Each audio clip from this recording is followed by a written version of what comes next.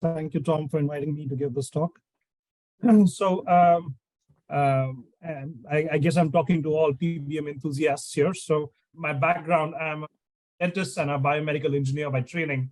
And I will try not to go too much into the details of the research unless there is interest in any specific mechanism. So as you all know, light is a very unique kind of physical energy which has both wave-like and particle-like properties. And it is one of the only known physical constants that extends across many, many different scales. Everything we talk about light years to define the distance between different galaxies and the stars. We also use, we understand that the subatomic particles are also held together by an electromagnetic force like light. We are very interested in the field of light therapeutics to understand how light interacts with biological molecules, cells, tissues, and the entire organism. So if you think about what PBM is doing, it's in the middle of the scale or the cosmological or the universal scale of what light can do and is doing right now in our environment, in our universe. So again, I talk predominantly to dental audiences. So these are some examples of dental lasers that are available. And you can see that there are several small units, large units. And most people who think about lasers are thinking about surgical lasers. And they have never heard of non-surgical light treatments. Sometimes this is their first introduction to that. So when you have a laser or a light unit in your clinical setup, what can you do with it? Can you do multiple clinical applications? And we point to draw an analogy, we point to a very common device that all of us carry around, right? Smartphones. And we know that the smartphone can communicate in different protocols. It can do voice, it can do Wi-Fi, it can do Bluetooth, it can do near field communication. So all of these are different communication protocols with a single device. And light is one such tool. So whether you're using a laser or an LED, light is one such tool that if you understand the biological context, you can apply it for different clinical applications. So when we think about light's interaction with biological tissue, people are mostly familiar with lasers and how they can ablate tissue. And we know the surgical basis of this involves very quick transfer of energy that dissipates that tissue and causes the tissue to vaporize. And this is the principle of hard tissue and soft tissue. In contrast to the surgical lasers, in the non-surgical realm, there are two discrete kinds of low-dose light treatments. One is photodynamic therapy and photobiomodulation. So in many of my talks, when I am invited to give a talk on photobiomodulation, people usually, most of my questions are around, how is this different than all the surgical light and the PDT research that we do? And that's why I find it very helpful to very quickly give this context of how photobiomodulation or low-level light treatment is different from these other treatments. So very quickly, let me introduce surgical lasers. Many of you are clinical practitioners and you may have access to a surgical laser. The primary purpose of a surgical laser is to remove dead tissue or disinfect an area with heat. And this is just a classic example of a erupting teeth that we expose that flap in a bloodless manner, which healed very nicely. And this is a classic use of a dental surgical laser using very high powers to ablate or destroy or dissociate that tissue. So this is very standardly done. And again, this is a surgical high power application. The non-surgical low power application is the use of a dye or an exogenous chromophore. And this is the term photodynamic therapy. Photodynamic therapy comes in two flavors. You can either target a tumor or you can target microbial biofilms. And the goal there is basically disinfection. So you're trying to get rid of a polymicrobial colony or a biofilm that results in healing responses. How does this treatment work? Many of us have done this experiment where we have gone out in the sunlight, taken a magnifying lens and tried to burn tissue, right? You concentrate that sunlight energy. So photodynamic therapy works by the similar principle where the lens in this case is either a chromophore, which means either a dye or a nanoparticle. And when you shine light on that material will absorb the energy and create a very reactive chemical species called ROS, reactive oxygen species. Now, this chromophore or dye can be used to target a very specific organic material. It could be a tumor cell, it could be an endothelial cell as shown in this image here, it could be the tumor cell, or it could be different kinds of bugs, either bacteria or fungi or other organisms. So you can paint your target, and then when you shine light, you are selectively going to destroy it. And again, in dentistry, there have been several modifications. Here's an example of how light is being used in the gingival, in the periodontal pockets, which are very small areas, and people have effectively destroyed it. So I like talking about PDT and surgery because it helps us understand that there is nothing currently in the clinic such as photobiomodulation. And people often get confused between photobiomodulation and photodynamic therapy, which are both non-thermal therapeutic avenues of using low-dose light. And the difference comes in how these treatments are performed and what are their ultimate goals. So when you're thinking about photobiomodulation, you're working with endogenous targets, chromophores that will absorb the energy. While with PDT, you are largely working with an exogenous dye or a nanoparticle. The amount of ROS that is being generated is much, much higher in PDT compared to PBM. And the most important difference between PDT and PBM is that PDT is premised on the basis of destruction. You're trying to destroy your target, whether it's a bug or a tumor cell, you're trying to destroy it. Photobiomodulation never ends up in destruction. It can modulate a response. It can either stimulate or inhibit a response, but it does not cause destruction. And this is a major, major difference. And I don't know how this works in this forum, but I'm happy to take your questions either in between or you can either put it in the chat. Yeah, we're open. Thank you, Praveen. We're open to questions right now. Please put on your chat questions, and we'll be glad to answer them. Thank you for doing this so far, and I'm going to just bring as soon as I get my video back up here. There we go. Questions are there. So can you, while I'm just waiting for some of the questions to come through, Praveen, can you mention the difference in what kind of like with costs with lasers, and can LEDs maybe just again talk about how LEDs can basically create photons that can do many of the same things? Probably that question is best addressed after I do the PBM section, because I've still not talked about the major PBM part. And I think that's where we discuss how do we do PBM. And that would be a great point to bring up. Why LEDs and why not lasers, and why lasers and why not LEDs? I think that's an excellent question in the field. And that'll come up in the last part about how photobiomodulation. So if possible, with your permission, Tom, I'd like to reserve that question till the end of this section. All right. Okay, fair enough. So we're going to continue on with questions, and just give me a moment here. A question comes in about oral mucositis. Can you tell me how light can make a difference on oral mucositis? Right. So let's jump into the photobiomodulation section, because I think it'll address both the questions that were just asked. So photobiomodulation is the use of low-dose light to either inhibit certain negative processes such as pain or inflammation, or stimulate certain processes such as tissue healing or regeneration. So this technique is a non-thermal use of low-dose light. And this treatment, unfortunately, doesn't get its due. So every time we talk about light, we are always usually made fun of. We're like, people are not plants. How can you use light to do any kind of treatment, right? That's the usual refrain that we get from our audience.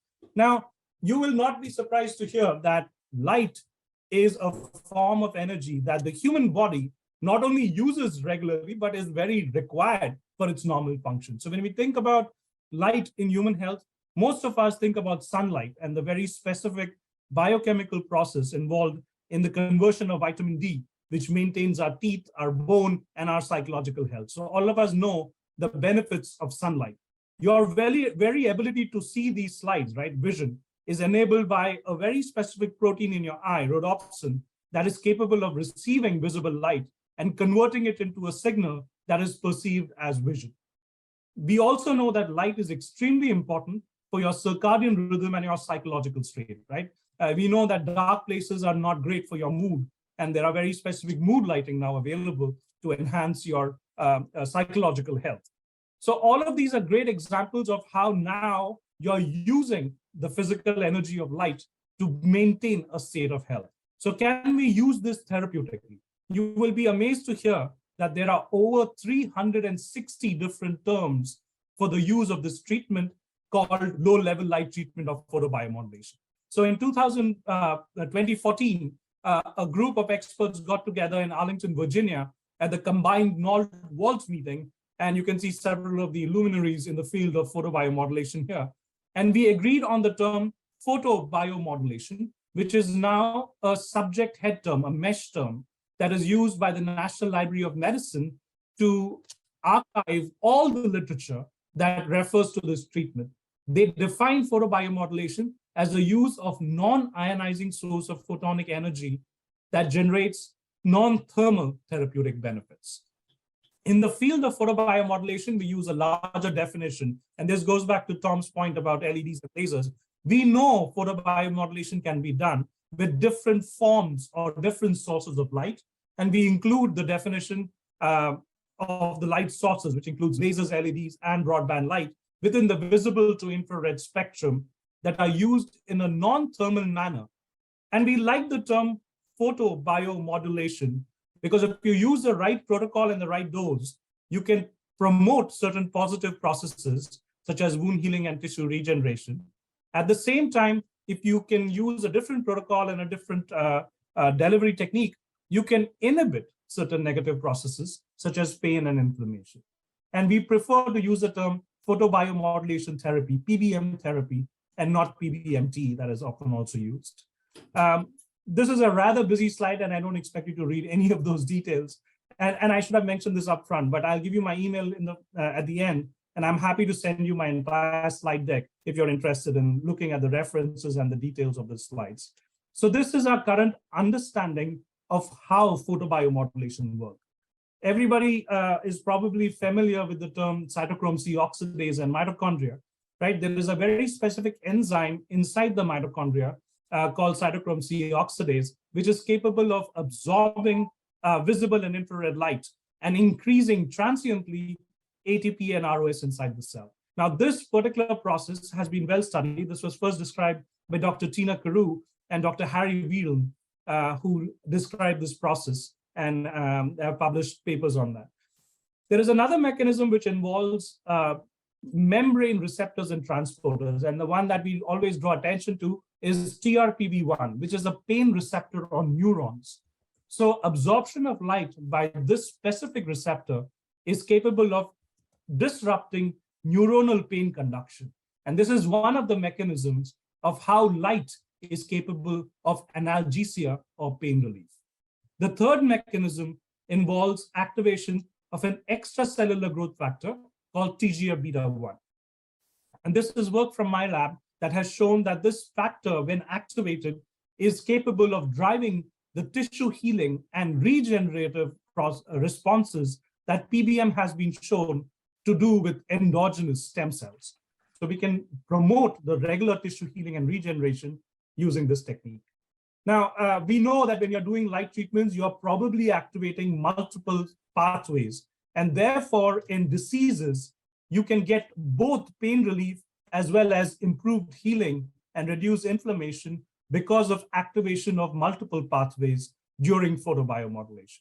And that is the impressive list of clinical applications of photobiomodulation. As you know, there is significant evidence for the use of PBM in age-related macular degeneration, as well as Parkinson's and Alzheimer's, as well as all of these several clinical ailments that have been listed here.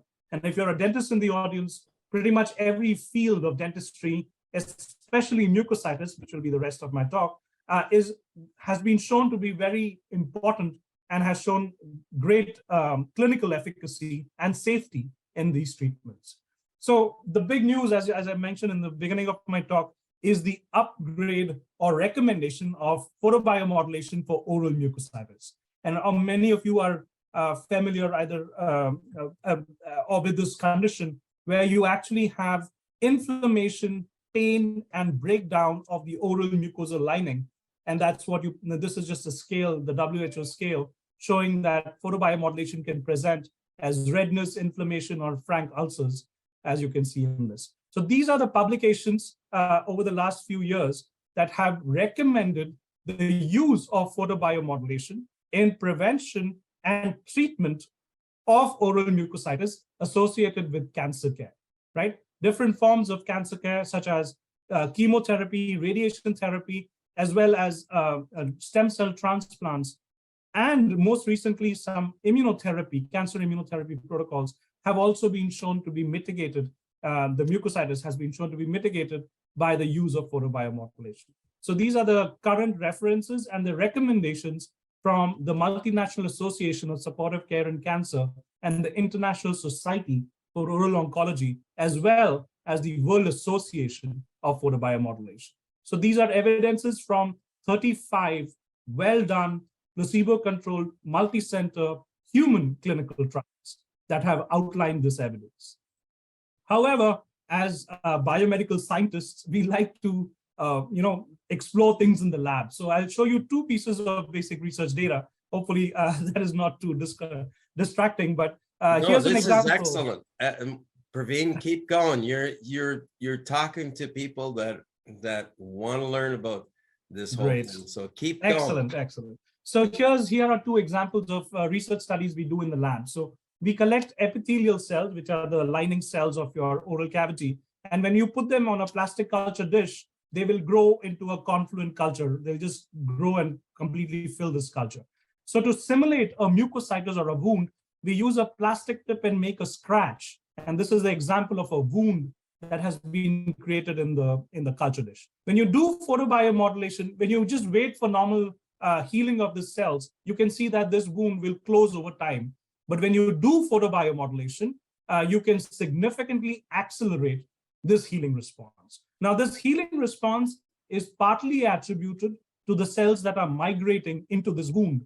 But the other thing that happens in the wound edges is that you have these epithelial stem cells, also called epithelial colony-forming units, which are significantly increased after photobiomodulation treatment. So these two papers outline the evidence for improved oral and skin wound healing following photobiomodulation. In the lab, we also use several different types of wound injuries. And this is a paper that came out recently that showed that burn wounds, as shown in this image here, which normally heals with scarring and inflammation, can significantly be reduced and you get a better healing response when you perform photobiomodulation. So this is hopefully, you can see that there is human clinical evidence, but there is also mechanistic evidence at the cell, at the tissue, and controlled animal studies. So we have very good evidence that this treatment will work and will be efficacious in your patients. When we talk about oral mucositis, we are usually talking about cancer care.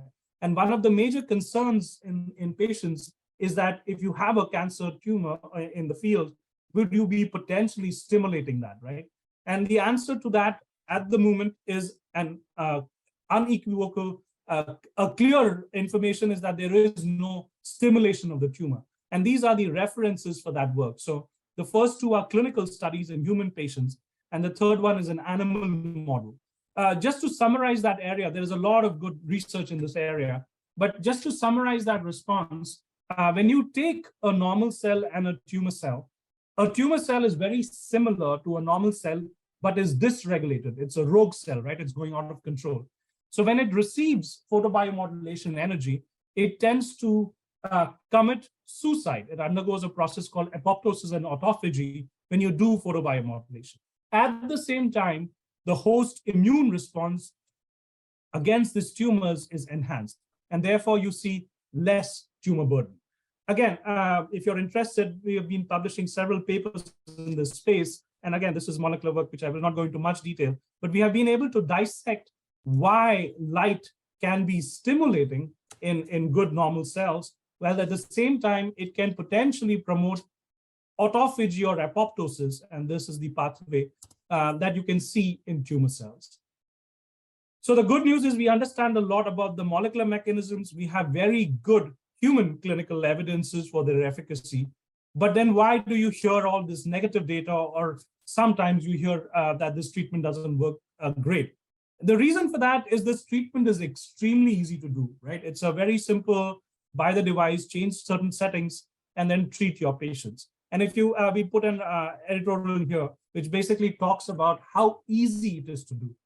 The complexity of the responses, unfortunately, and there are several protocols. If you're interested in mucositis specifically, there are several protocols that have been published. The complexity of the light treatment comes in the manner and the device that you're using to do the treatment. There are several devices that are out there with different wavelengths and different treatments. But if you do purchase a separate or a specific device, you need to understand that what you're doing with that energy, and don't worry about the written stuff, you need to understand how to use that in an effective manner. And that is where webinars like these, but also several device-specific training are very important for you to effectively transfer what information we have into an effective clinical protocol. So again, those who are interested, there are several new concepts on how to use this effectively. And I'll specifically point out to this concept on your left, which talks about photonic fluence or photonic energy transfer, which allows us to convert many of the literature that is published with red and infrared, 660 and 810, into other wavelengths, blue, 1070, 1064, and other wavelengths. So if you follow this protocol, this dose calculation, you can effectively use it. So I'd like to end my talk by thanking you for a patient hearing. And there is a lot of excitement about photobiomodulation in the field of dentistry, but also in many other areas.